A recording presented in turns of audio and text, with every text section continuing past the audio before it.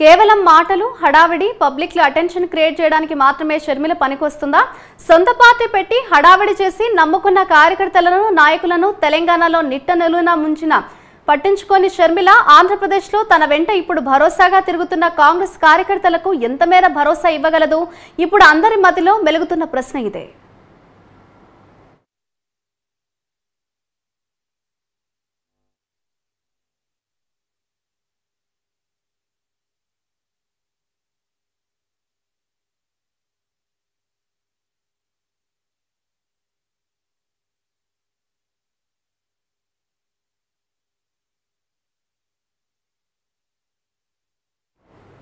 తెలంగాణలో నమ్ముకున్న వారిని ముంచినట్లు ఆంధ్రప్రదేశ్లో తనను నమ్ముకున్న కార్యకర్తలను నాయకులను మోసం చేయదు అని గ్యారంటీ ఏంటి అన్నట్లుగా కూడా అభిప్రాయాలైతే వ్యక్తమవుతున్నాయి. ఇక తన సొంత అన్న జగన్మోహన్ రెడ్డిపై ఉన్న ద్వేషం పగ ఇద్దరి మధ్య ఉన్న వివాదాలు చూపడానికి కాంగ్రెస్ పార్టీ ముసుగు వేసుకొని తన ఆవేదన చెబుతోంది అంటూ కొందరు రాజకీయ విశ్లేషకులు అభిప్రాయం వ్యక్తం చేస్తున్నారు. తెలంగాణలో షర్మిల పార్టీ పెట్టిన తర్వాత కొందరు రాజకీయ అవగాహన లేని వారితో ప్రయాణం చేసి పార్టీని నడపలేక విలీనం చేసి మళ్లీ ఇప్పుడు ఆంధ్రప్రదేశ్లో కాంగ్రెస్లో చేరితే మళ్లీ ఆ అవగాహన లేని నాయకులే ఆంధ్రలో కూడా షర్మిల వెంట ఉంటూ ఆమెను మళ్లీ రాంగ్ డైరెక్షన్లో తీసుకుని వెళ్లేందుకు సిద్ధమయ్యారనే వార్తలు వినిపిస్తున్నాయి.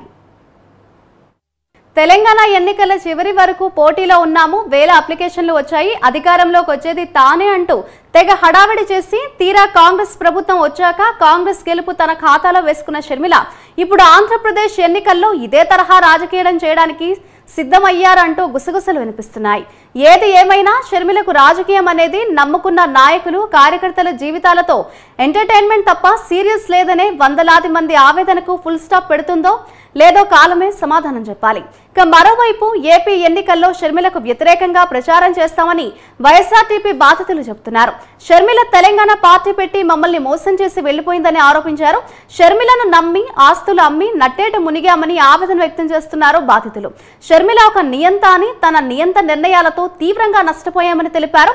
త్వరలోనే కార్యాచరణ ప్రకటించి ఏపీలో షర్మిల తీరును ఎండగడతామని, ఊరూరా తిరిగి షర్మిల మోసాలను వివరిస్తామని వారు స్పష్టం చేస్తున్నారు. మంత్రి పెద్దిరెడ్డిపై